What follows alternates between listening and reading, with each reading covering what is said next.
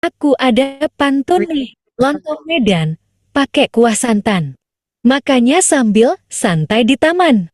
Ahlan wa sahlan, di kajian subuh Ramadan. Abis sahur please jangan, ngantuk keterusan.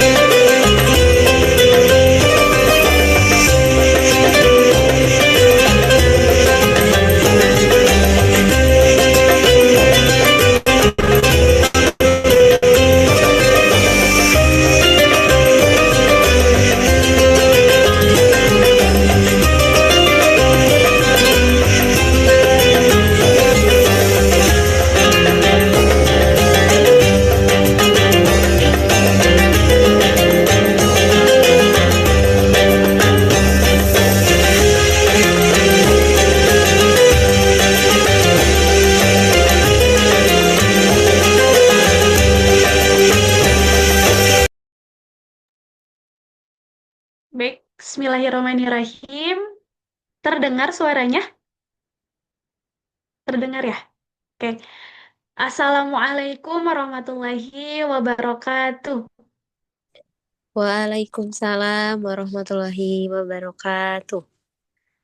Innal hamdalillah nahmaduhu wa nasta'inuhu wa nastaghfiruh wa na'udzu billahi min sururi anfusina wa min sayyiati a'malina may yahdihillahu fala mudhillalah wa may yudlilhu fala hadiyalah.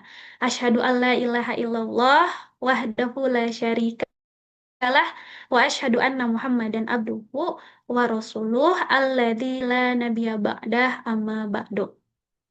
Mari kita awali pagi ini dengan mengucapkan syukur kepada Allah Subhanahu wa Ta'ala karena atas limpahan rahmat dan karunia-Nya lah kita semua diberikan nikmat Ya. sehat dan waktu untuk dapat berkumpul dalam majelis ini di bulan penuh keberkahan dalam acara kajian subuh Ramadan.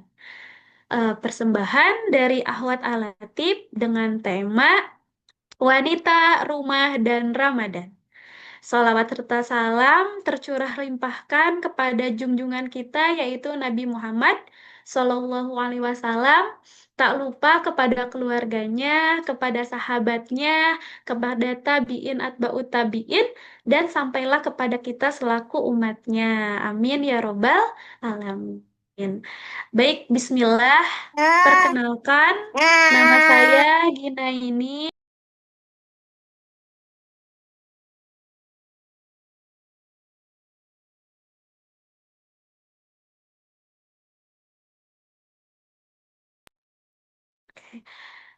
Ahlan wa sahlan teteh teteh.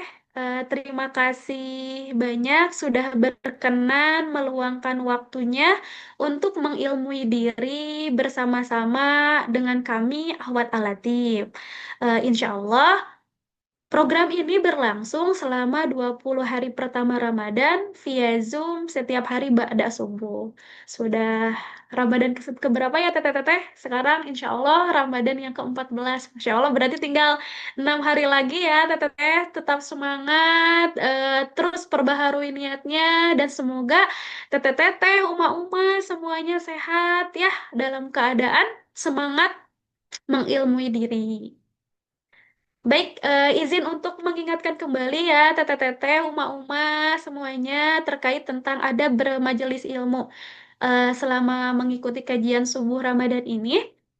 Yang pertama, kita harus luruskan niat kepada Allah Ta'ala, hadir tepat waktu dan bersiap sebelum kajian dimulai, menggunakan nama yang jelas saat bergabung di Zoom, menyalakan kamera ya teteh-teteh, uma-uma bagi yang memungkinkan, menjaga adab berpakaian saat kamera aktif, menutup aurat dengan sempurna, fokus mendengarkan dan mencatat faidah ilmu, bertanya dengan adab pada waktu yang dipersilahkan dengan format nama, domisili, serta pertanyaannya. Ya, dilarang menyebarkan link Zoom tanpa izin panitia. Selanjutnya, apabila terdapat ikhwan yang bergabung, mohon untuk menginformasikan kepada admin grup atas nama Anissa Latifah agar majelis tetap terjaga. Dan mengingatkan juga ya teteh-teteh, pada subuh ini ya, kita tidak lupa ya untuk bersedekah di waktu yang sangat terbaik ini ya, dengan scan kris Ahwat Alatif ya teteh-teteh yang tadi alhamdulillah sudah di-share ya sama Teh Evi, Masya Allah, terima kasih.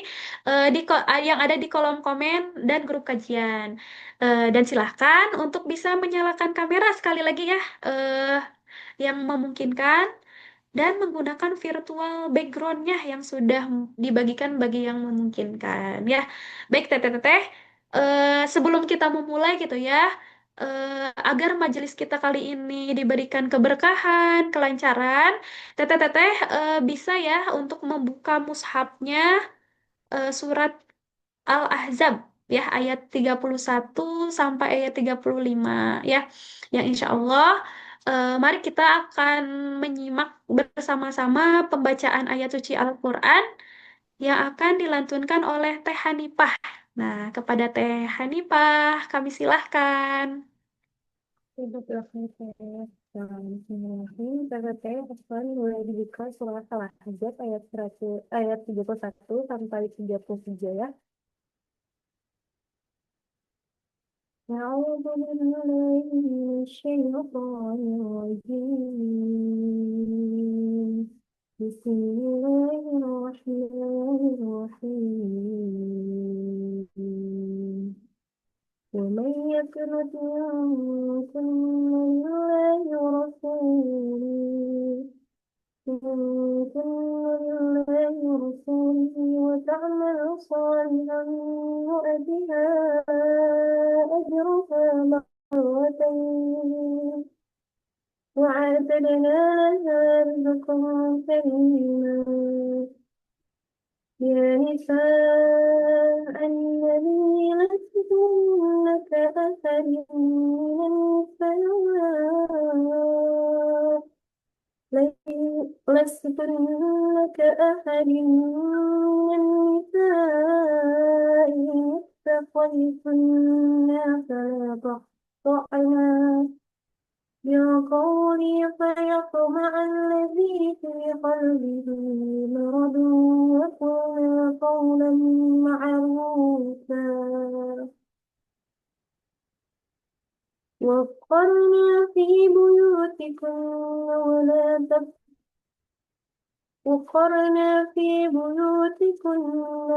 تبرجنا تبرج الجاهلية ولا تبرجنا تبرج الجاهلية الأولى وأقمنا الصلاة وآتنا الزكاة وأطعنا الله ورسوله إنما يريد الله ليذهب عنكم الرجس أهل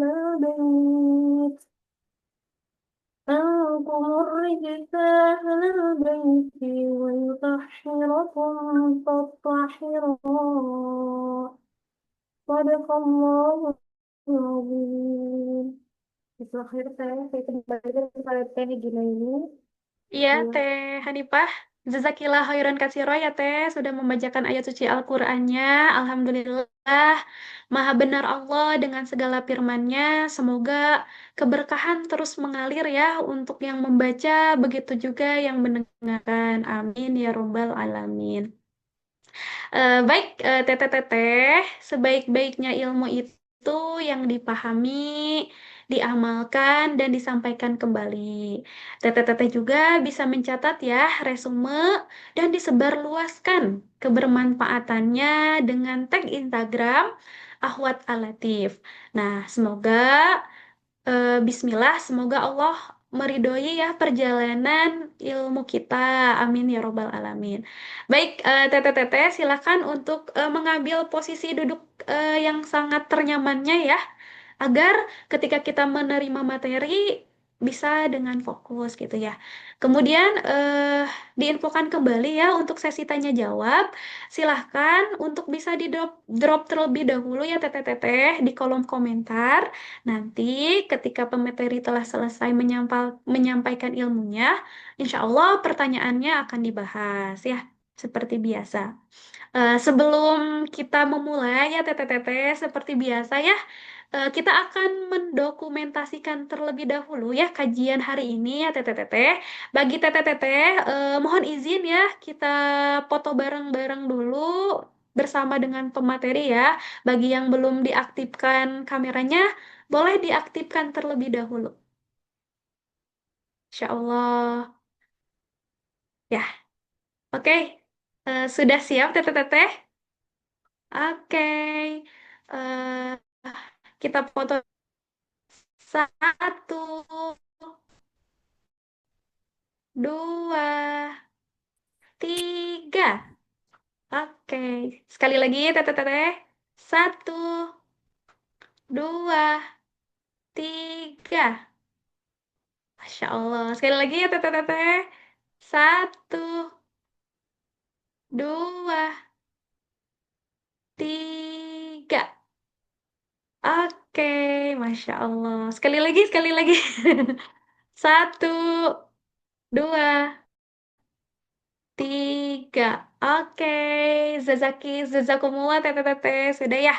Di fotonya masih segar dan semangat kelihatannya hari ini. Oke, insya Allah ya teteh-teteh. Hari ini insya Allah ke-14 Ramadan. Kita akan membahas terkait, ada yang tahu tidak materi hari ini? Materinya terkait wanita, rumah, dan Ramadan. Masya Allah ya, dibahas eksklusif terkait wanita nih, yang akan disampaikan oleh gurunda kita, yaitu Umi Aisyah. Sedikit terkait tentang Umi Aisyah.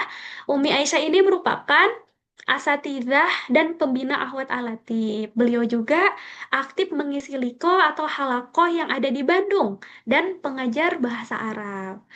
Oke, sepertinya sudah siap ya. Mari kita mulai dengan berdoa dulu ya, teteh-teteh. Bismillahirrohmanirrohim. Allahumma inni as'aluka ilman nafi'an wa rizqan thayyiban wa amalan mutaqabbalan. Robbi zidni ilman warzuqni fahman birahmatika ya arhamar rahimin. Baik, kepada Umi, kami silahkan Umi. Baik Teh Gina, ahlan. Gimana kabarnya Teh? Alhamdulillah Umi, sehat Baik, kita mulai ya.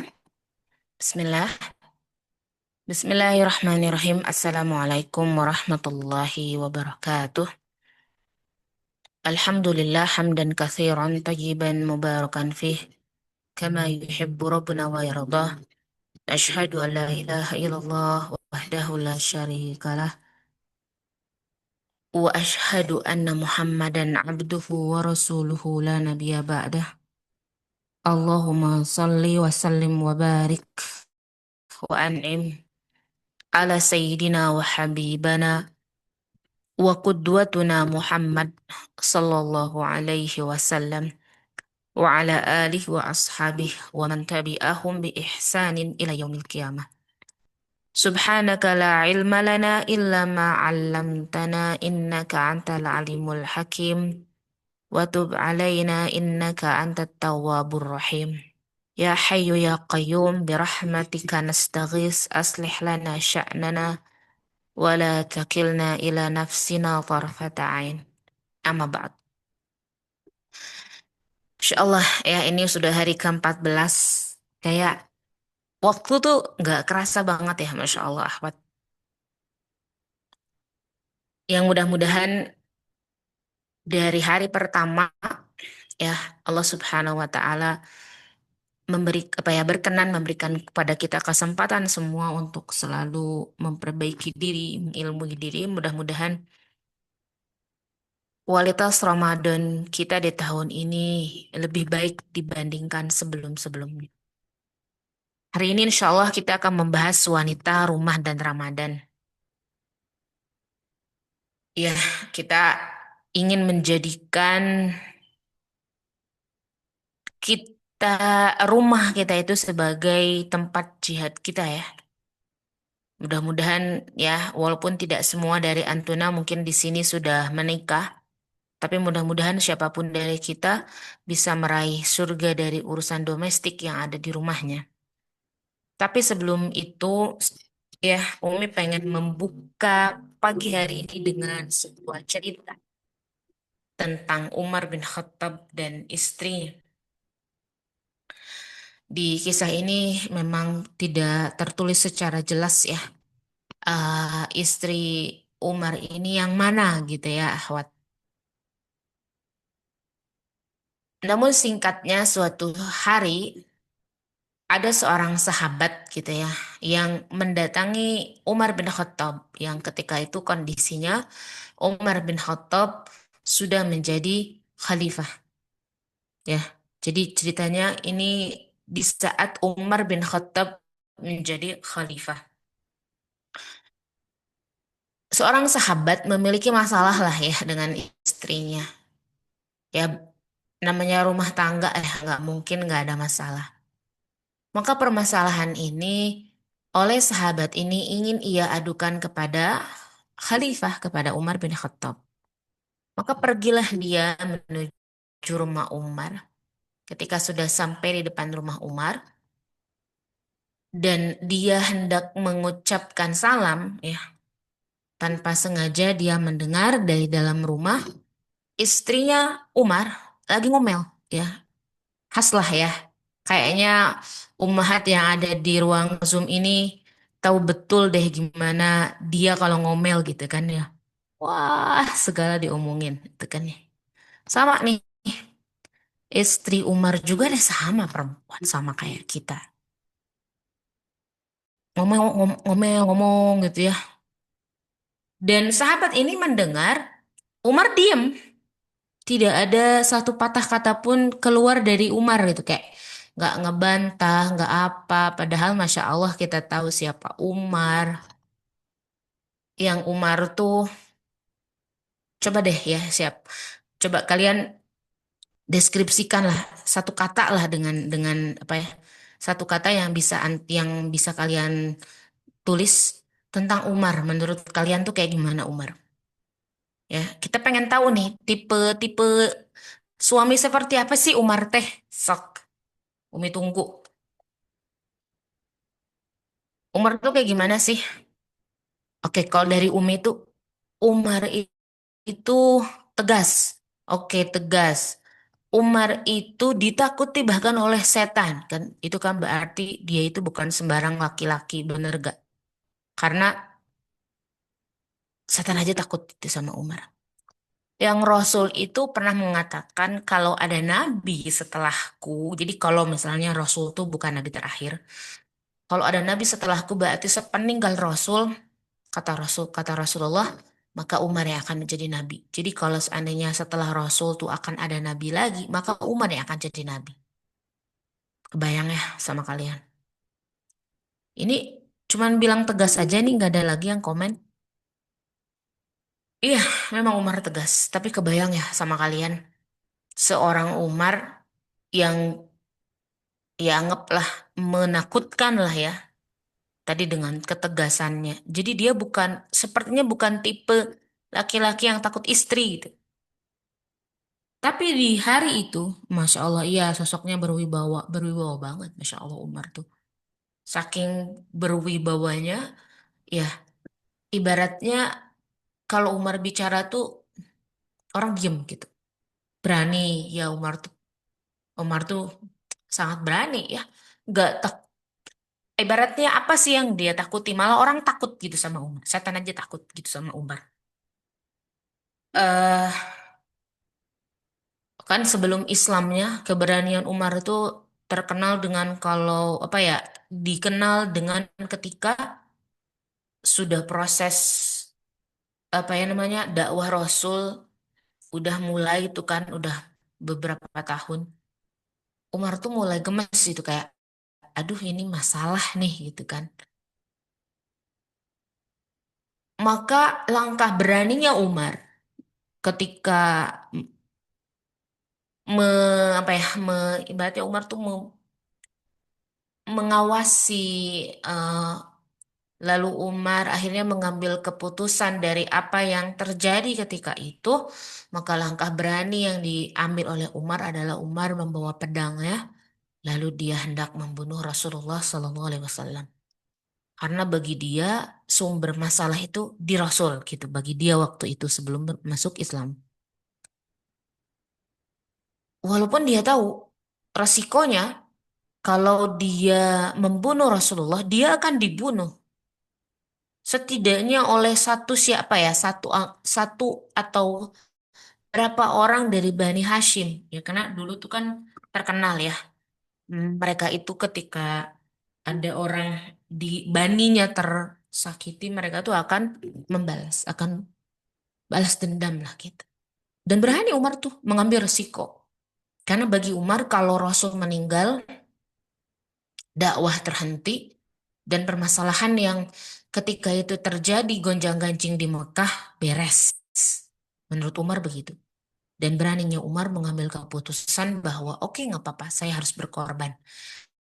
Ibaratnya kematiannya nanti kalau dia akan dibunuh juga oleh Bani Hashim setelah dia membunuh Rasulullah, ya setidaknya perjalanan kehidupan di Mekah oleh orang Quraisy ketika itu kembali normal. Ibaratnya gitu, itu kan pemikiran Umar ketika itu.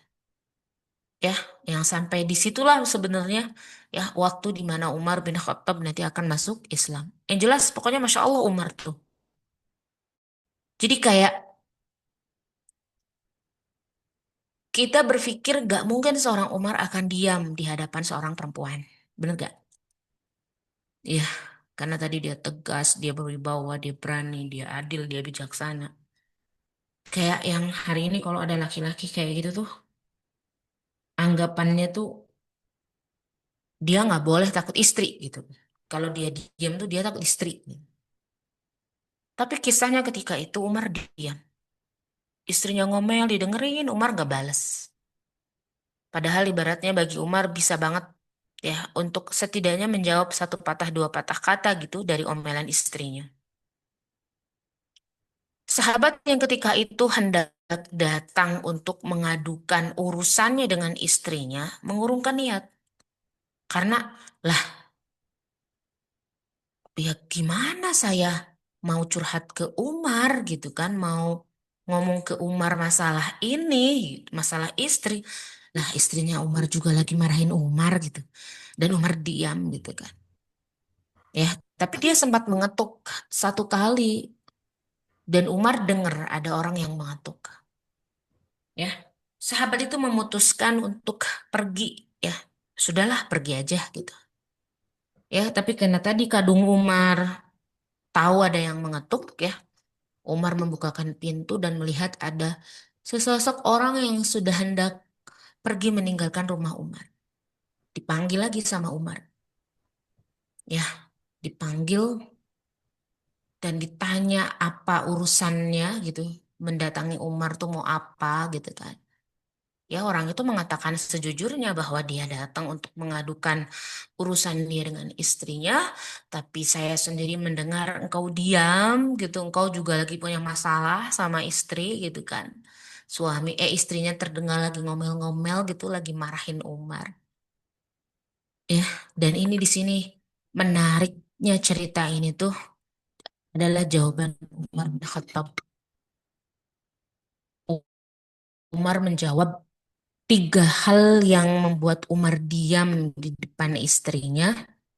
Tiga hal yang mungkin hari ini bagi seorang perempuan dianggap apa ya? Dianggap hina lah atau gak elit apa? Dianggap remeh ya atau apapun itu. Apa itu dapur, sumur, kasur? Ternyata tiga hal ini akhwat yang membuat Umar bin Khattab terdiam. Kata Umar, ya, ya saya diam ketika istri saya ngomel, itu karena Umar menghargai istrinya. Umar tahu seorang perempuan mungkin perlu mengeluarkan unek-unek. Umar tahu boleh jadi memang kondisi ketika itu ada andil ya mungkin ibaratnya salah Umar juga gitu ya. Umar akhirnya diam. Dan alasan itu disebutkan oleh Umar karena tiga alasan ini. Dia yang memasakkan makananku, jadi yang urusan dapur.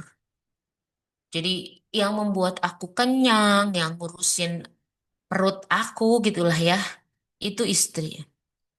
Terus yang mencucikan pakaianku, yang mengurus rumahku, itu dia, urusan sumur.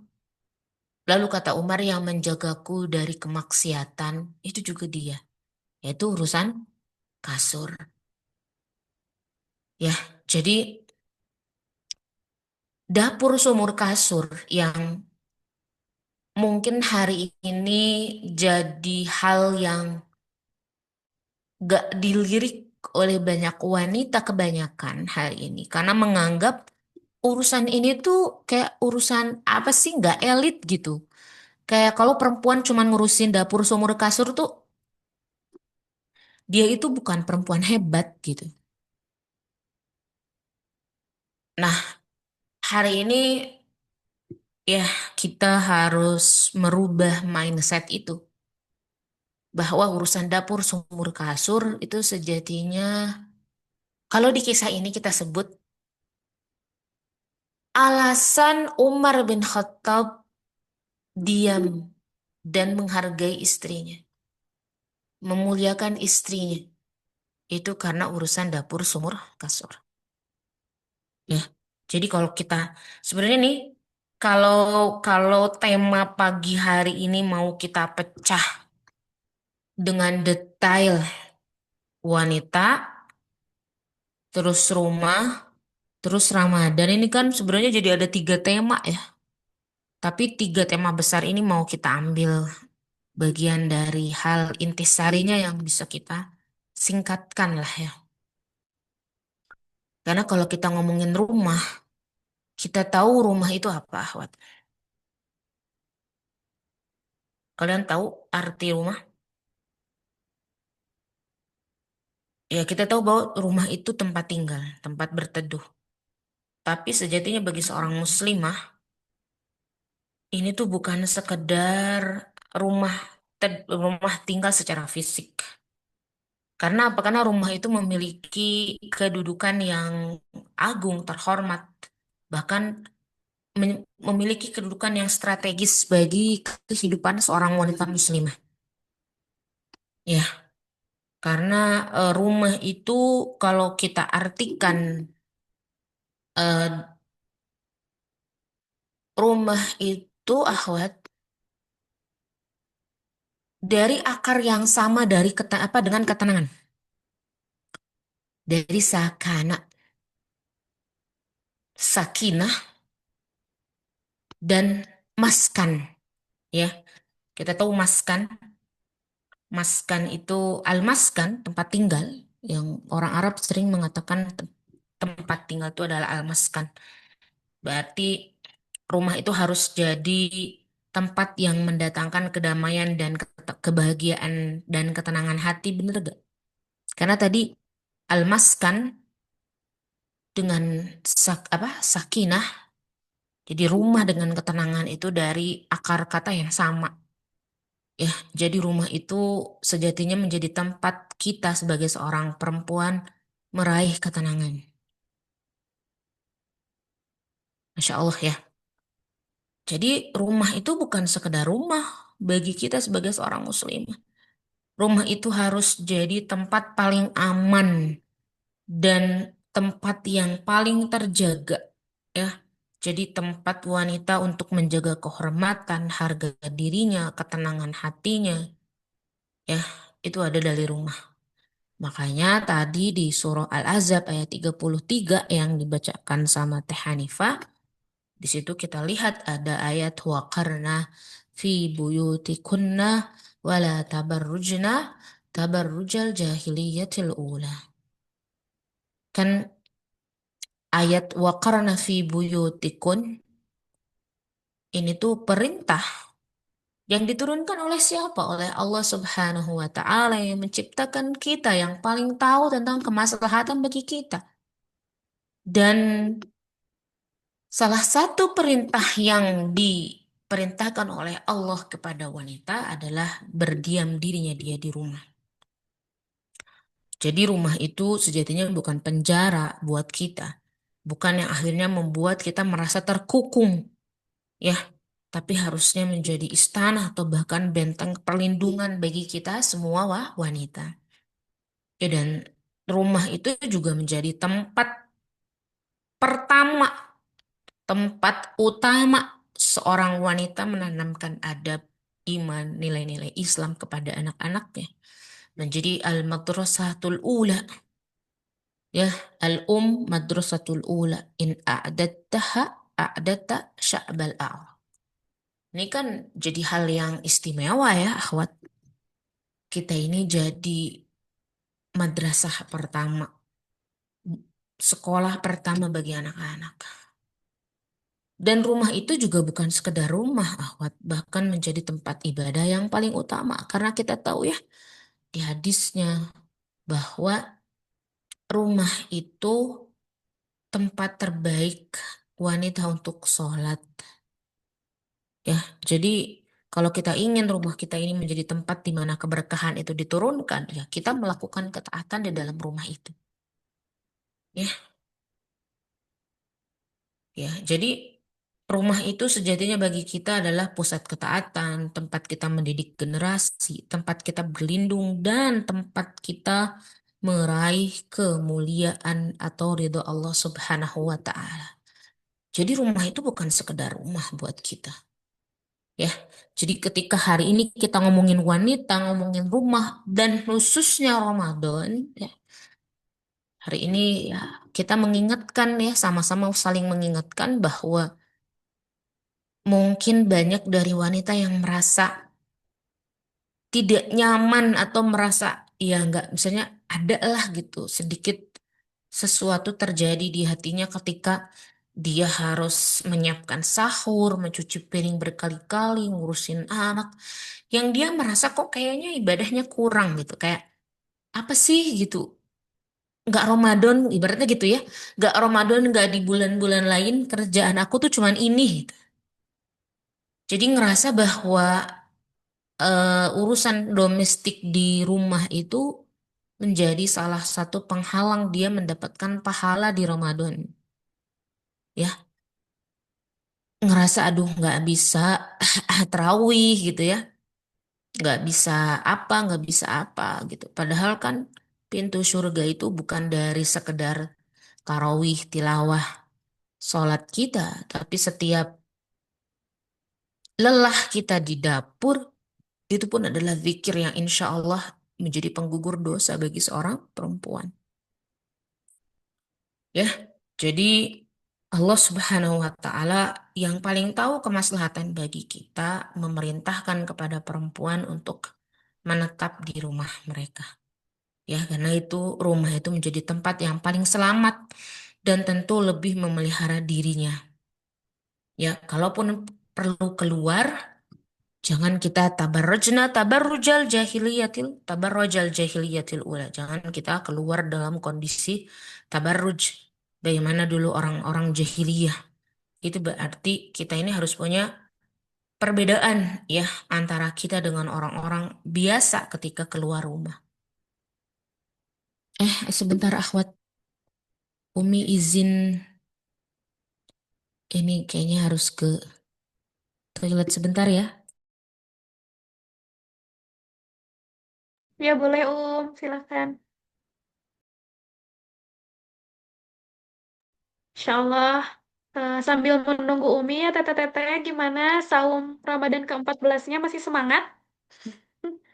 Insya Allah semangat ya Masya Allah untuk Uma-Uma gitu ya yang pasti perjuangannya tuh tidak mudah gitu ya.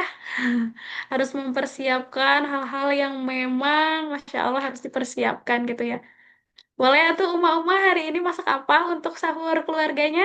Boleh di live obrolannya sambil menunggu Umi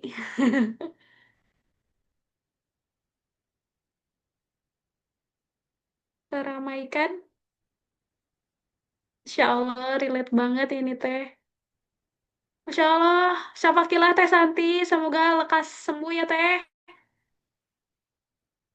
Daging sapi, wah Teh Sofi, sama daging sapi ya. Semoga menjadi ini semangat. Sahurnya beli di tetangga, Masya Allah. Saya mah tinggal makan, tim makan aja, nggak apa-apa Teh Najma. Nanti belajar masak ya. Ada lagi? Insya Allah. Sahur cuanki, aduh, sahur cuanki Mang Ohang ya. Semoga ini ya apapun yang dimakan tuh menjadi tenaga ya untuk saum ke-14 ini ya teteh-teteh. Insya Allah nggak kerasa sudah ini setengah bulan masak di kosan. Wah, Masya Allah. Ini nih eksperimen yang sangat di ini ditentukan masak di kosan. Masya Allah. Sama. Teh Gina sahur apa? Teh Gina sahurnya sama yang simpel. Telur rebus. Insya Allah ya teteh-teteh. Semoga apapun yang sedang dimasak, dimakan ya. Bisa tuh saling diselipkan doa-doanya. Insya Allah Umi sudah hadir ya. Iya, maaf. Dilanjutkan kembali. Tidak Maaf ya, apa-apa akhwat. Umi. Aduh, Masya Allah. Nanti nggak fokus lagi. Biasa ya, pagi-pagi tuh, Insya Allah ya. Selalu saja. Dingin, padahal nggak dingin juga tetap ya. Tapi kita lanjut, Afwan, akhwat. Ya, em, oke. Ya, jadi rumah itu bukan sekedar rumah gitu ya, akhwat ya. Bahwa kita memahami, kita juga perlu memahami bahwa surah Al-Ahzab ayat 33 ini adalah perintah ya. Perintah kepada tidak hanya terbatas kepada istri Nabi, walaupun sebelumnya ayatnya kan ya ayuhan apa eh, apa kepada istri-istri Nabi ya, tapi juga tentu kepada kaum wanita muslimah semuanya. Gitu ya. Jadi kita makanya kalau ada ungkapan baiti jannati itu ya Masya Allah gitu. Bagaimana kita sebagai seorang perempuan menyulap rumah kita, kondisi yang bagaimanapun rumah kita itu ibaratnya surga, ya ibaratnya surga. Dan rumah bagi seorang wanita itu adalah tanggung jawabnya. Kullukum ra'in wa kullukum mas'ulun an ra'iyatih. Ya ini hadis Rasul. Bahkan di situ juga Rasul jelas ya membedakan wal mar'atu ra'iyah ala baiti ba'liha wa waladah wa waladih wa hiya mas'ulatun anhum. Ya. Jadi ya perempuan itu punya tanggung jawab. Kita sebagai pemimpin punya tanggung jawab yang akan dimintai pertanggungjawaban, yang akan ditanya. Dan siapapun dari kita wanita pemimpin bagi anggota keluarga rumahnya, ya suaminya dan anak-anaknya. Jadi ketika ada kata ra'in ini menjadi apa? Amanah, ya amanah yang ya bagaimana kita ini amanah ya itu kan berarti kita ngurusin rumah ya masak nyiapin makanan ngatur tempat tidur gitu bebersih itu bukan sekedar eh apa ya, walaupun disebut itu juga bukan sebuah kewajiban ya tapi kita bertanggung jawab aja ya ibaratnya nggak mesti kita yang ngerjain yang penting kita tanggung jawab gitu kalaupun misalkan yang ngerjain orang lain ya kita yang ngatur gitu kan ya jadi Masya Allah akhwat rumah itu bukan sembarangan ya dan rumah itu sejatinya adalah fitrah bagi seorang muslimah kita tahu Islam ini adalah agama yang adil dan ketika Allah menciptakan bentuk fisik dan tabiat wanita kita berbeda dengan laki-laki ya Allah berikan perbedaan antara kita dan laki-laki itu semua memiliki hikmah gitu ya. Dan perempuan ibaratnya apa ya, diberikan peran yaitu untuk apa? Untuk tinggal di rumah, mendidik anak-anak, memberikan kasih sayang, mengasuh gitu ya. Tugas-tugas yang dikhususkan bagi wanita. Ya, jadi kalau kita pun ya seorang wanita sampai harus meninggalkan rumah, bukan berarti kita meninggalkan kewajiban-kewajiban kita di dalam rumah. Ya, karena apa? Khawatir itu akan merusak fitrah kita sebagai seorang perempuan. Ya, jadi pekerjaan rumah itu adalah pekerjaan yang mulia bagi kita. Ya, dan Allah itu ketika membalas amal soleh kan tidak pilih kasih. Ya, dalam surah An-Nahl 97 yang sering, kayaknya ayat ini sering banget ya dari awal Ramadan. Ya, disebut. Jadi mau laki-laki mau perempuan, kalau dia beriman lalu dia mengerjakan amal soleh, pasti Allah akan berikan pahala yang sama ya. Kehidupan yang baik. Allah akan kasih balasan pahala yang baik juga. Itu berarti Allah sangat menghargai kerja keras wanita walaupun dia di rumah. Sama seperti ibadah dia yang lain. Jadi kata eh, man amila salihan ya, itu di sini tentu mencakup semua yang diniatkan untuk Allah. Jadi ketika seorang wanita melayani keluarga, Allah tidak membedakan pahala antara wanita itu memegang mushaf di masjid dengan dia memegang sutil di dapur gitu. Asal apa keduanya beriman dan ikhlas. Itu yang jadi syarat dong gitu. Jadi daripada ibaratnya seorang perempuan melakukan pekerjaan di rumah, tapi dia melakukannya dengan apa ya, dengan kuku lutus gitu ya, dengan ngomel, ya, ya jelas itu akan berbeda dengan orang yang melakukan amal soleh. Dia beriman kepada Allah bahwa Allah yang memerintahkan dia untuk di rumah, ngurusin rumah gitu kan. Dia beriman, dia mengimani itu. Lalu dia ikhlas. Ya, oke, saya melakukan ini lillahi ta'ala. Tidak berharap pujian dari siapapun. Ya, orang ikhlas itu kan dia hanya mencukupkan dia dan Allah. Ya, hanya mencukupkan dia dan Allah. Itu berarti dia nggak butuh validasi, apresiasi atau apapun itu dari seorang manusia.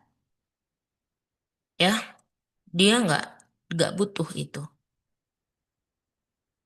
Kita tahu bahwa sebelumnya ya kemarin tuh udah kita sebut orang yang memberi makan orang yang berbuka, pahalanya seperti orang yang berpuasa, tidak mengurangi pahala orang yang puasa. Dan kita walaupun ibaratnya nggak ngasih eh, bukaan gitu ya untuk orang memberikan iftar, ya memberikan makan untuk orang yang berbuka di masjid. Tetap di rumah kita itu ada berapa orang yang puasa dan siapa yang menyiapkan? Berarti ketika ada misalnya di rumah ada 5 orang, ya plus dia jadi 6, berarti kan dia apa? Dia mendapatkan 5 pahala, 6 pahala puasa sekaligus hari itu. Masya Allah ini kan jalur prestasi pahala bagi wanita kan nggak semua bisa dapat itu, gitu ya. Teringat deh sama kalian bagaimana kisah Fatimah dengan zikir dapurnya. Karena Fatimah kan dulu ya pernah ya mengeluh kepada ayahnya.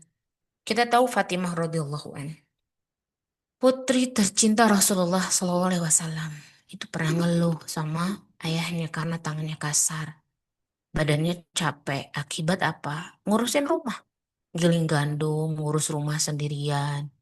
Makanya Fatimah itu meminta kepada Rasulullah pembantu gitu ya, seorang khadimah.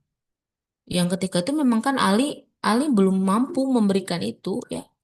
Dan Ali tahu bahwa Rasulullah baru saja mendapatkan apa itu namanya harta rampasan perang, ghanimah gitu ya. Dan di situ ada yang apa ada budak gitu ya. Ya Ali mengatakan coba deh gitu. Kamu minta dulu lah gitu sama ayah kamu gitu untuk bantu pekerjaan rumah. Ibaratnya next kalau saya mampu memberikan ya diganti gitulah ya. Tapi ketika ini dilakukan oleh Fatimah, Rasulullah SAW, bagaimana responnya? Rasul nggak ngasih pembantu, bener gak? Oh, Rasul nggak ngasih kepada putrinya ini apa yang diminta oleh putrinya. Padahal Rasul tahu betul bagaimana tangan Fatimah. Ibaratnya harusnya sebagai seorang ayah yang mencintai anaknya, duh nggak akan tega. Rasul juga bukan tega ketika Rasul akhirnya tidak memberi pembantu itu. Tetapi Rasul tahu apa yang lebih baik untuk Fatimah. Jadi kalau seandainya Fatimah gak lelah gitulah, dibuat gak lelah. Jadi itu bukan pilihan gitu. Kayak kayak kata Rasul tuh lelahnya dia itu lebih baik untuk dia karena Rasul pengen yang terbaik untuk anaknya. Pastinya Rasul ingin yang terbaik secara dong. Fatimah itu putri yang paling dicintai Rasul. Bahkan Fatimah itu semua orang mengatakan Fatimah itu orang yang paling mirip dengan Rasulullah Sallallahu Alaihi Wasallam. Ya, kan sekarang juga kita bisa lihat ya, ada seorang anak perempuan yang mirip banget gitu ya. Ya, kayak samalah kayak anak Umi ya. Anak Umi yang perempuan mirip banget sama bapaknya. Nah, seperti itulah Fatimah. Kan nggak mungkin gitu loh. Saking sayang nggak mungkin Rasul membiarkan Fatimah kelelahan. Tapi Rasul tahu ternyata lelahnya Fatimah itu lebih baik bagi dirinya. Kenapa? Karena Rasul menginginkan surga bagi anaknya. Tapi bukannya dikasih pembantu. Ya, Rasul malah ngasih resep supaya lelahnya Fatimah jadi pahala. Dengan apa? Dengan zikir. Subhanallah, Alhamdulillah, Allahu Akbar sebelum tidur. Jadi di kondisi Fatimah ini Rasulullah mengajarkan kekuatan menghadapi urusan domestik itu datangnya dari koneksi spiritual. Urusan dapur adalah jadi apa? Jadi sarana untuk mendekat kepada Allah Subhanahu wa taala. Jadi kita juga menginginkan kita hari ini adanya kita di rumah. Sudahlah rumah itu menjadi tanggung jawab kita. Sudahlah adanya di rumah itu menjadi perintah dari Allah Subhanahu wa taala gitu ya. Sudahlah bahkan sholat kita di masjid itu lebih baik di rumah gitu kan. Jadi Masya Allah gitu, rumah tuh banyak banget gitu loh buat perempuan tuh apa ya posisinya. Yang itu berarti urusan rumah itu pun menjadi bagian atau menjadi tempat, menjadi cara kita untuk mendekat kepada Allah, menjadi cara dan tempat untuk kita mendapatkan surga Allah. Siapa yang tidak tahu Nusaibah binti Ka'ab? Kita tahu dia seorang mujahidah. Dia tuh paling apa ya? Ibaratnya keahlian perangnya itu tidak diragukan lagi. Kita tahu Nusaibah binti Ka'ab ini dikenal sebagai mujahidah di medan perang Ahwat. Namun Masya Allah, dia juga seorang ibu, seorang istri yang luar biasa di rumah. Ya, Rasulullah SAW pernah bersabda bahwa posisi keluarga Nusaibah di surga sangat tinggi. Itu berarti posisi menjadi mujahidah bagi Nusaibah tidak harus selalu di medan perang saja atau di atas sejadah sepanjang hari. Tapi bagaimana seorang wanita menjaga kenyamanan rumah sehingga suami dan anak-anaknya bisa beribadah dengan tenang adalah perjuangan dia di jalan Allah. Bahwa dia pun seorang pejuang di jalan Allah. Ya, ya jadi Masya Allah ya, ini mudah-mudahan apa ya, siapapun dari Antuna yang hari ini lagi capek gitu ya sama urusan rumah tangga, sama urusan rumah, menjadi lebih bersemangat, menjadi lebih bahagia. Lagi-lagi akhwat ya, kita kepengen merubah rutinitas kita di rumah itu jadi ibadah. Apa yang bisa kita lakukan? Ya, kita juga harus punya strategi dong supaya rutinitas yang kita lakukan setiap hari di rumah itu menjadi ibadah. Apa yang bisa kita lakukan pertama? niat. Niat itu jadi konverter. Jadi sebelum kita megang sapu, sebelum kita megang pisau, ibaratnya gitu ya. Sebelum kita melakukan apapun itu pekerjaan di rumah, ucapkan ya Allah, ini untuk melayani hambamu yang berpuasa. Jadikanlah ini pahala. Karena apa? Karena tanpa niat itu cuma jadi lelah doang. Tapi dengan niat itu jadi ibadah.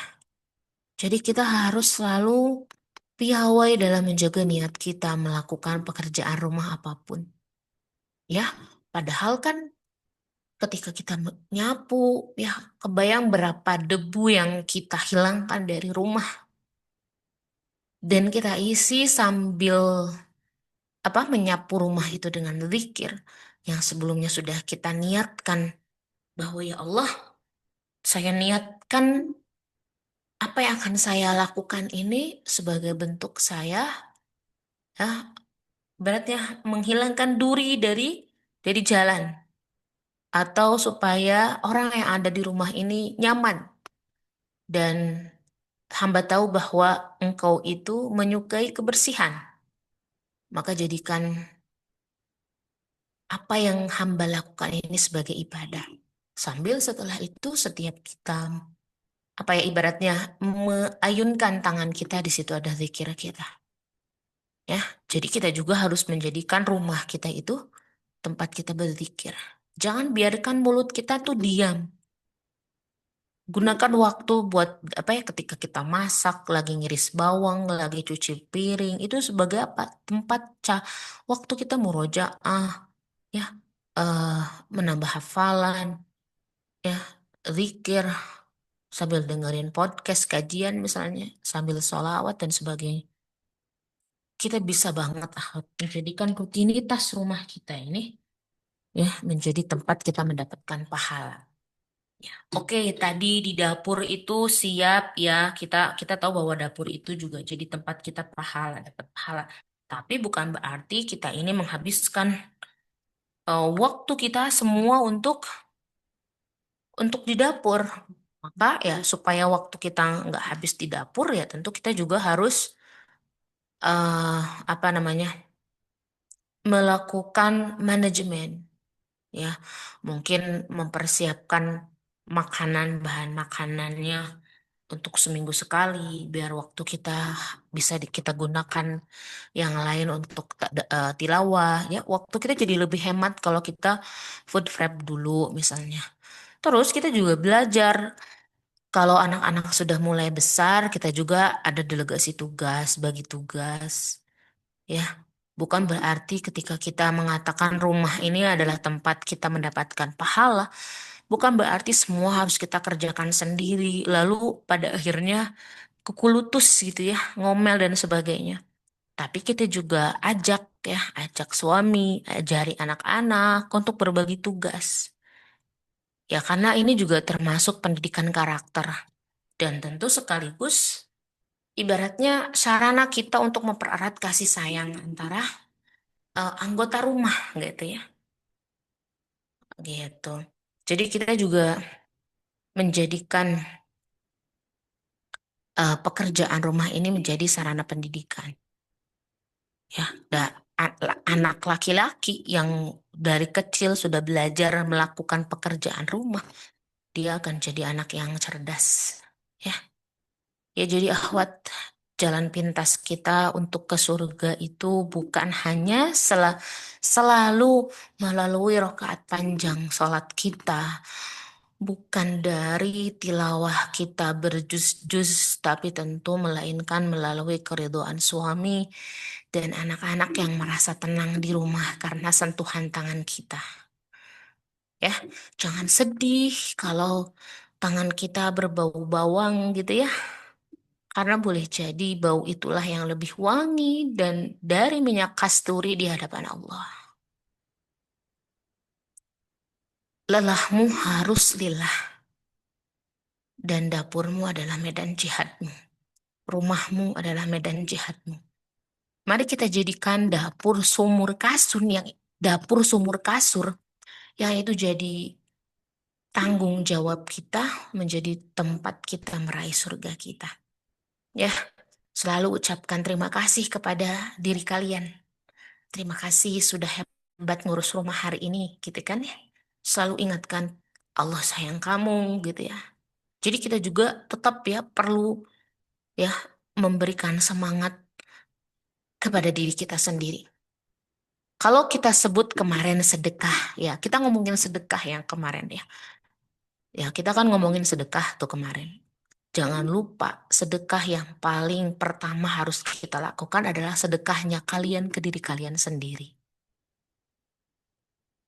Ya, jadi jangan sampai sibuk gitu ya ngurusin orang lain saja. Ya, tapi sama diri sendiri lupa. Ya, bersedekahlah juga kepada diri kalian. Kemarin kan bilang senyum itu sedekah. Oke, Masya Allah betul ada hadisnya. Senyum itu sedekah. Tapi kenapa nggak bersedekah pertama kali kepada diri kalian sendiri? Tersenyum kepada diri kalian sendiri. Ya, pertama yang mendapatkan senyum kalian itu adalah diri kalian. Ya, gitu mungkin ya. Sudah jam 6 nih. Ya, kita sementara materi yang Umi sampaikan itu dulu ya. Silakan mungkin ada yang ingin ditanyakan, didiskusikan. Tafadhol. Baik, Jazakillah khair Umi atas ilmunya. Selanjutnya kita akan memasuki sesi tanya jawab ya. Baik bagi teteh-teteh yang mau bertanya, boleh di drop terlebih dahulu di lab ini ya obrolannya gitu. Atau maupun langsung raise hand boleh mangga teteh-teteh.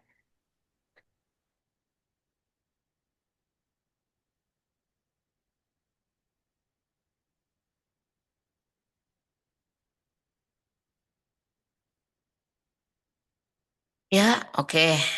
Udah ada tuh teh yang resign. Sudah ada dua ini yang mau bertanya raise hand dulu aja ya, ya. Mangga, mangga, Eh, mangga ya silahkan. siap. Kepada Umayanti boleh Ya, Bismillahirrahmanirrahim. Umi, makasih banyak ya nasihatnya. Lagi relate banget gitu.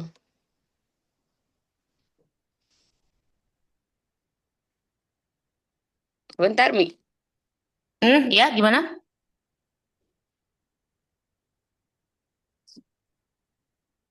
Ya gimana? Jadi akhir-akhir ini tuh lagi ngerasa kalau gimana ya? Hmm, lagi butuh banyak doa karena mungkin lagi agak overthinking mau lahiran mungkin ya, Mi ya. Hmm. Cuman ya di sisi lain aku tuh tetap harus ngurusin ya anak-anak misalnya kayak udah di schedule gitu misalnya.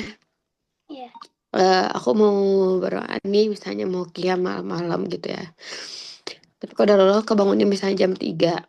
Di jam 3 tuh berarti otomatis harus nyiapin sahur keluarga kan ya. Suami sama anak-anak gitu. Terus di jam 4 teh kok udah lo teh anak-anak tuh kayak minta disuapin gitu Mi. Jadi kayak iya aku tuh lagi pengen berdoa tapi ini gimana gitu Mi. Jadi suka ada kayak ngerasa ya aku tuh harus gimana gitu. Tapi di sisi lain ya itu harus eh nyemangatin anak-anak yang lagi belajar puasa, nyiapin kebutuhan keluarga gitu Mi. Tapi di sisi lain tuh aku teh kayak lagi pengen banyak bermunajat gitu Mi. Soalnya kayak Hmm. ngerasa lagi butuh banyak pertolongan Allah aja gitu. Nah caranya tuh gimana gitu biar eh kepegang semuanya gitu. Ya tetap banyak berdoa tapi tetap bisa memenuhi kebutuhan orang-orang di rumah gitu Mi. Kayak gitu sih Mi. Jadi suka kayak baper juga gitu. Kayak duh aku teh lagi bener-bener lagi butuh gitu, lagi butuh Allah banget, lagi butuh pertolongan. Cuman di sisi lain teh aku tuh jadi targetan gak kekejar. Sholat malam juga jadinya enggak karena keburu azan subuh gitu. Karena Kan kalau ngebangunin anak-anak suka agak PR ya Mi ya. Betul. Belum lagi pas kitanya udah berharap dia ya mereka makan sendiri tapi ada di fase pengen disuapin gitu. Jadi ya waktunya tuh habis lagi gitu Mi. Kayak gitu sih Mi. Masya Allah. Kayaknya masalah yang dihadapi Teh Yanti itu nggak cuman Teh Yanti loh yang apa ya yang ngalamin gitu, nggak cuman Teh Yanti yang ngalamin. Yang padahal ya Teh ya, doa itu nggak harus selalu kita pakai mukena di atas sejadah loh. Emang sih emang kita tahu bahwa kita pengen sehusyuk apa gitu dalam dalam berdoa kita. Padahal ya ibaratnya bukan ibaratnya di tengah-tengah Teh Yanti masak sahur gitu ya. Kita tuh lisan kita nggak apa ya bisa bisa banget gitu sambil zikir. Kan kita tahu yang yang perlu kita lakukan di sahur itu kan memperbanyak istighfar. Ya, itu kan apa ya ibaratnya sunnah yang diajarkan oleh Rasul. Ya, jadi di waktu sahur itu jangan cuman sekedar fokusnya itu ke makan, tapi gimana memperbanyak istighfar, ya. Jadi di waktu sahur tuh memperbanyak istighfar. Yang doa Yanti itu gak perlu diucapkan juga. Allah tuh tahu apa yang Yanti pengen. Setiap doa yang udah kepikiran sama kita pengen kita ucapkan, lalu kita pengen doa itu gitu ya, di atas sejadah kita, tanpa kita perlu berucap, Allah udah tahu. Tapi kebayang deh ketika pada akhirnya, aduh, jadi nggak ada waktu buat sholat gitu. Anak-anak udah susah dibangunin. Udah kayak gitu mereka ya Allah ngantuknya mungkin kayaknya tuh kayak matanya lengket banget akhirnya nggak bisa makan sendiri harus disuapin ya padahal di saat Teh Yanti nyuapin anak-anak di situ bisa saja ya sambil mereka nunggu mereka ngunyah kita tetap berzikir istighfar kebayang istighfar istighfar kita itu bisa saja itu yang menjadi wasilah Allah kabulkan setiap keinginan kita bahkan tanpa kita minta ke Allah.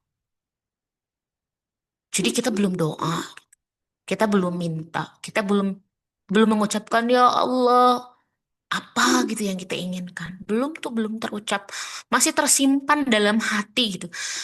Tapi boleh jadi tadi dengan keikhlasan kita, kita melakukannya dengan sepenuh hati, lillahi ta'ala, sambil kita melakukan pekerjaan itu dengan zikir kita, istighfar kita, boleh jadi itu yang menjadi wasilah setiap keretek hati kita itu oleh Allah dikabulkan. Ya, jadi jangan berkecil hati, jangan merasa apa ya, aduh padahal udah begini, nggak apa-apa. Rencana kita itu udah dicatat oleh Allah sebagai kebaikan. Masya Allah, Allah tuh, kalau ngomongin itu tuh kurang baik apa ya Allah, akhwat, kurang baik apa Allah itu ke kita tuh kurang baik apa, bener gak? Kita belum melakukan amal soleh, baru niat aja udah dicatat sebagai kebaikan buat kita. Ya apalagi kita nih perempuan yang banyaknya tuh, kebanyakannya itu baru berharap atau baru berencana dan bahkan boleh jadi seringnya jauh dari realita gitu ya bener gak ah mau oh bangun mau sholat ah mau ini nggak kerealisasi bener gak tapi masya Allah ahwat niat kita itu udah dicatat insya Allah oleh Allah asal setiap apapun yang terjadi ibaratnya tadi rencana kita itu ternyata jauh, realitanya jauh dari rencana kita. Tapi kita nggak ngeluh, kita nggak marah, kita nggak menggerutu. Sedih mah boleh. Sedih itu bagian dari iman kita ke Allah. Ya Allah, aku padahal pengen sholat gitu. Tapi kok belum bisa gitu. Nggak apa-apa. Sedih itu nikmat yang Allah kasih buat kita. Pada akhirnya supaya mungkin dari sedih itu kita mengelola, memanage waktu lagi. Gimana supaya manajemen waktunya lebih baik. Jadi apa ya, ibaratnya rencana-rencana kita itu bisa kita lakukan sedikit-sedikit gitu ya, walaupun tadi belum 100% terpenuhi gitu ya. Jadi Masya Allah ya, mudah-mudahan Allah mudahkan gitu ya Teh Yanti. Siapa tahu keikhlasan Teteh sekarang ngurusin apa yang harus Teteh urusin. Rumah gitu ya, keluarga tadi, belum lagi khidmat di Alatib, itu menjadi wasilah Allah mudahkan proses lahiran Teh Yanti ya. Gitu ya, walau alam bisawab. Oke, Masya Allah, Teh Yanti, semoga menjadi booster ya semangat dari Umi. Langsung aja pertanyaan selanjutnya kepada Teh Murnit.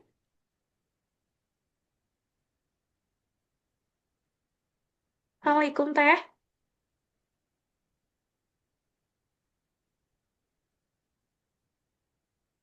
Oke, mungkin langsung ke yang selanjutnya aja ya, Mangga, mangga silahkan.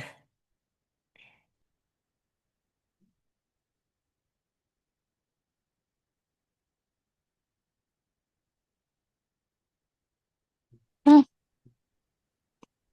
enggak ah. Oke, dari kolom Oke, komentar ya, dari ya. ini Hah? ya, Hah? ini pertanyaan Teh Siska ya. Oh, Teh Siska dulu ya, ya. Bentar. Oke, Hah? Dari Teh Siska ya, Cimahi. Eh, Umi izin bertanya, bagaimana jika diri ini udah legowo dengan keadaan yang sebagai istri setiap Ramadan itu hamil menyusui? Kadang ada perasaan kurangnya ibadah, padahal dengan membersamai anak-anak itu sudah berpahala. Tapi diruntuhkan oleh orang lain dengan ucapan yang kurang mengenakan dan membandingkan contoh mengharuskan sholat sunnah, bayar puasa, masak, beberes, dan sebagainya. Lalu membandingkan dengan dirinya yang saat punya anak itu bisa segalanya. Apa yang disarankan tidak salah, tapi dia pun kan tidak tahu apa saja yang sudah saya usahakan. Eh, di rumah sebagai istri dan ibu. Bagaimana saya menyikapi orang seperti itu, Diam saja atau perlu menjabarkan kegiatan saya di rumah? Insya Allah. Masya Allah, ini kayaknya ini pertanyaan Teh Siska itu juga banyak orang yang ngalamin ya. Dia baik-baik aja, keluarganya baik-baik aja, tapi ternyata yang membuat gak baik-baik aja orang lain, orang luar. Sering ya, sering juga kayak gitu. Harus diapain orang kayak gini? Ya udah, diem aja, senyumin aja. Karena apa? Karena kalaupun kita menjabarkan semua kegiatan kita, tetap aja dia akan mencari celah untuk ya bukan menjatuhkan ya. Mungkin sebenarnya niatnya dia ngebandingin, dia nasehatin mungkin ya. Tapi ya lagi-lagi eh, anggap aja lah apa yang dilakukan oleh orang lain ke kita itu menjadi bahan kita untuk mengambil hikmah, kita belajar. Oh ternyata melakukan hal itu teh gak nyaman. Jadi apa? Jangan sampai kita pun melakukan hal yang sama ke orang lain. Karena boleh jadi gitu ya, boleh jadi apa yang kita lakukan ada orang yang lebih parah lagi kita dan akhirnya juga boleh jadi kita ada di posisi orang itu gitu yang ngomong membandingkan dan sebagainya. Ya belajar empati, kita belajar oh ya ternyata menerima perkataan itu teh nggak nyaman, nggak enak.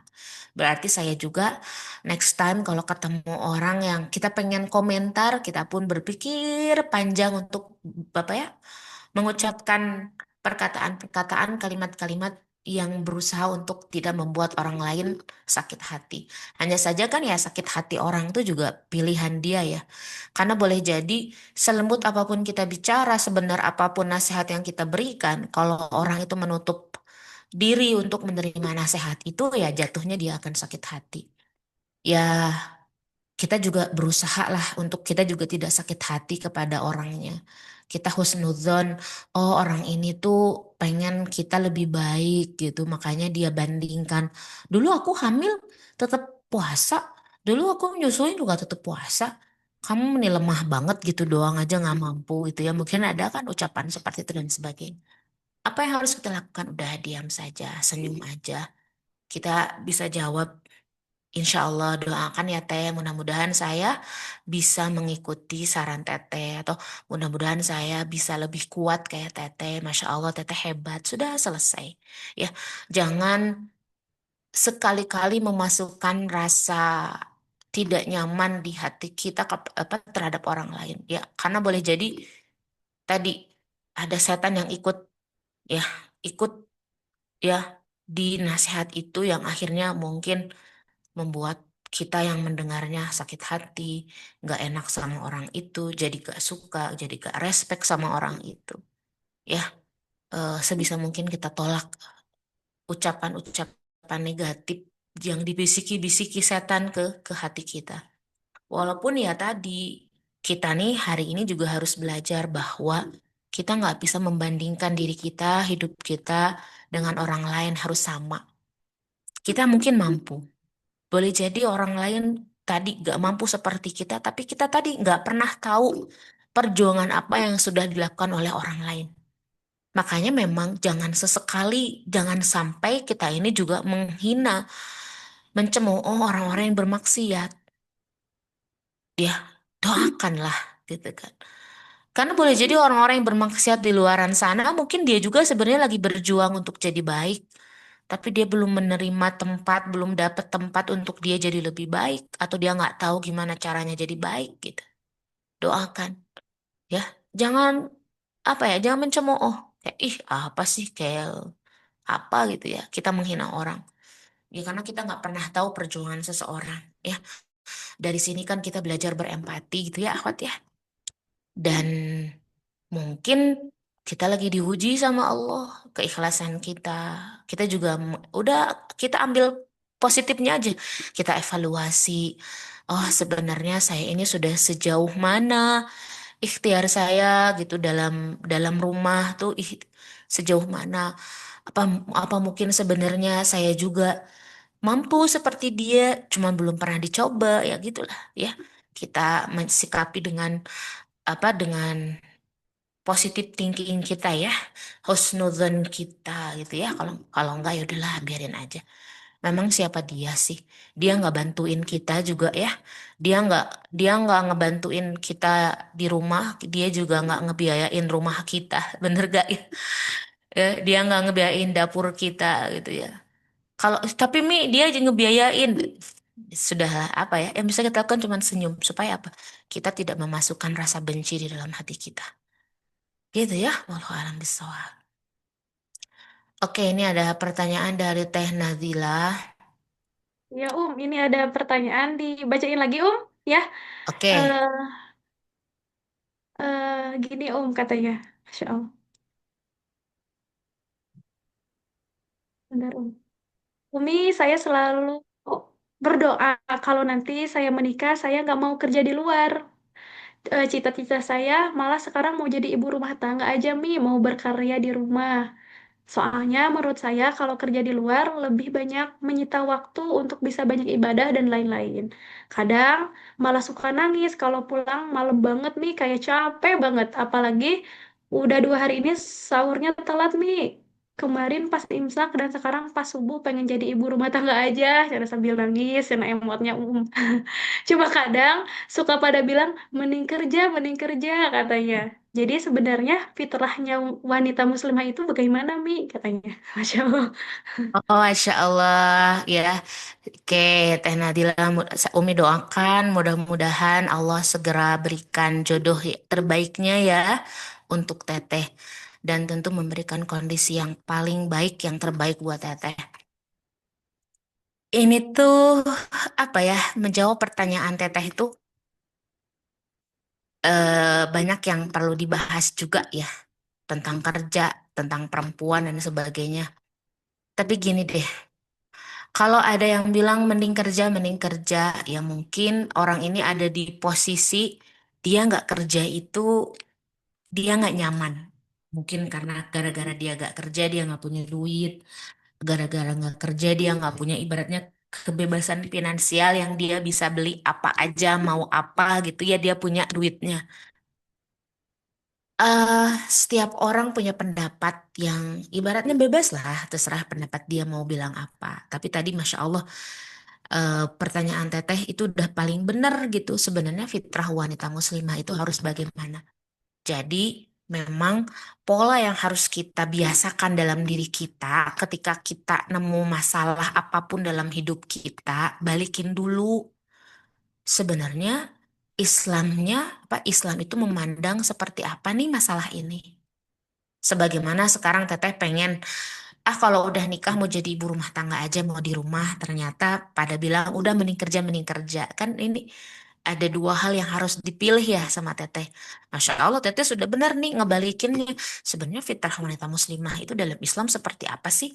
Dia kerja kah? Apa dia cuma jadi ibu rumah tangga kah? Gitu kan ya. Oke, terlepas dari posisi kondisi seseorang itu pasti akan beragam ya Teh ya. eh Kalau kita balik lagi ke fitrah, ya fitrahnya wanita itu di rumah.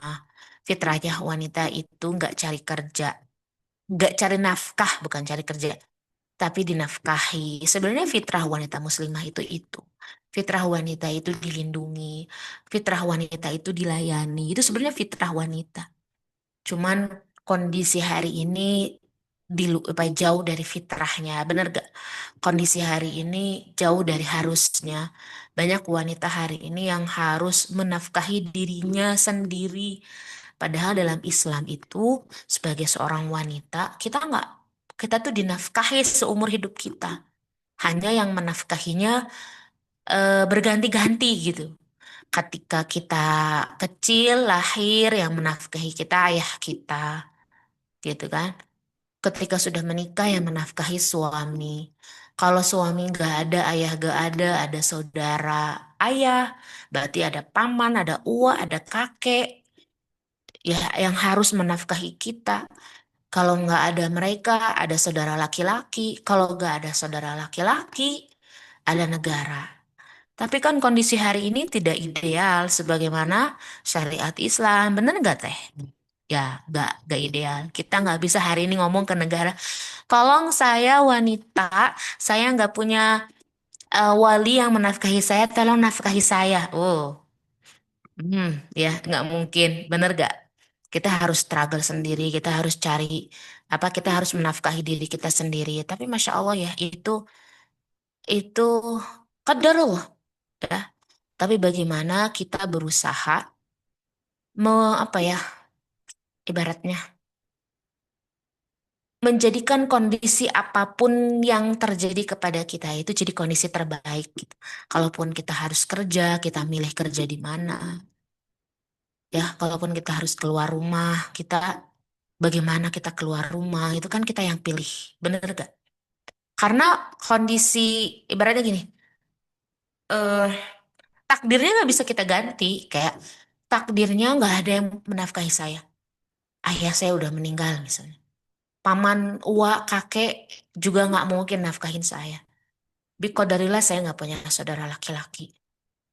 Terus siapa? Terus saya belum menikah. Terus siapa? Negara yang mau nafkahin saya. Aduh, dia akan menunggu yang namanya ular berbulu gitu ya untuk dinafkahi oleh negara. Jadi yang bisa dia lakukan ya harus dia cari sendiri. Tapi dia bisa memilih di mana dia kerja, dia bisa memilih bagaimana dia kerja, dia bisa memilih bagaimana dia keluar rumah. Itu pilihan dia. Yang lain mungkin qadarullah yang nggak bisa dia pilih. Takdir Allah yang nggak bisa dia pilih. Tapi menyikapi takdir itu pilihan dia. Gitu ya. Begitu Teh. Jadi kalaupun walaupun nih kondisinya sekarang ada orang yang dia memutuskan untuk berhenti bekerja setelah menikah, ternyata dia begini, dia begitu gitu ya. Misalnya dalam tanda kutip dia terzolimi. Akhirnya orang memutuskan tuh, makanya perempuan itu kerja aja biar dia punya penghasilan. Jadi dia nggak diinjak-injak. Ya sebenarnya konsep Islam nggak gitu, fitrahnya nggak gitu. Ya, jadi kadang yang mesti kita manage itu cara kita berpikir gitu ya, walau alam. Itu dulu ya Teh, jawaban Umi. Baik, ini masih ada satu lagi. Gimana, mau dijawab? Boleh, kayaknya masih ada 8 menit lagi. Oke, siap Satu lagi nih dari Teh Murni. Assalamualaikum. Umi Punten, bagaimana cara memperbaiki hubungan dengan bu mertua dan ipar? Sebelumnya, saya dan suami tinggal 5 tahun dengan mertua, tapi kini sudah pisah rumah. Kami memutuskan untuk pindah kota, tapi hubungan dengan bu mertua jadi kurang baik. Bagaimana Umi? Jadi jadi bu mertua dan ipar itu kurang menyukai saya, cara mendidik saya dan sebagainya. Tapi ini dalam kurungnya disampaikan lewat suami. Oke, Masya Allah. Ya, Allah Subhanahu wa Ta'ala pasti memberikan ujian kepada siapapun. Jadi, semua orang di dunia ini yang ngaku sebagai manusia pasti diuji oleh Allah. Gak ada yang gak diuji, semua diuji. Nah, ujian Teh Murnif di sini dari sisi mertua dan ipar. Ya, jadi nggak ada yang nggak diuji, semua pasti diuji. Nah, sekarang kondisinya, aduh gimana nih, ujian saya ada di mertua dan ipar. Ternyata mereka kurang suka gaya saya mendidik, kurang suka apapun lah, banyak ya hal yang mungkin disampaikan lewat suami. Lalu bagaimana? Apa yang harus kita lakukan? Ya, Umi mungkin pagi ini akan mengatakan, Teh, kita ini tidak akan pernah bisa mendapatkan ridho semua manusia. Malah nih ya, malah. Ridho Allah Subhanahu wa Ta'ala terhadap kita itu lebih mudah kita raih, lebih mudah kita dapat daripada ridho manusia. Bahkan dikatakan ridho nas ghayatun la tudrak. Keridoan manusia itu adalah sesuatu yang gak akan bisa didapat. Jadi ibaratnya kayak gimana pun kita melakukan sesuatu untuk mendapatkan ridhonya manusia, itu nggak akan, ya kayak, ya tadi, kalau dilebaikan tuh kayak nunggu ular ada kaki gitu. Yang kita nggak akan pernah dapet deh. Nggak akan pernah dapet.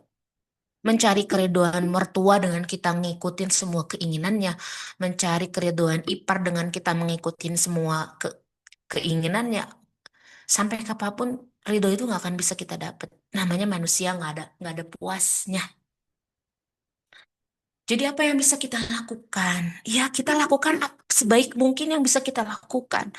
Kalau hasilnya nggak sesuai keinginan kita, ya sudah. Mau kita gimanain lagi? Pertama, kita tinggal di dunia. Yang semua dari kita nggak mungkin bisa mendapatkan 100% kebahagiaan. Nanti kebahagiaan kita yang hakiki mah di surga. Udah, hari ini mah yang kita fokuskan tuh bagaimana kita ke mertua, kita ke ipar, itu jadi jalan surga kita.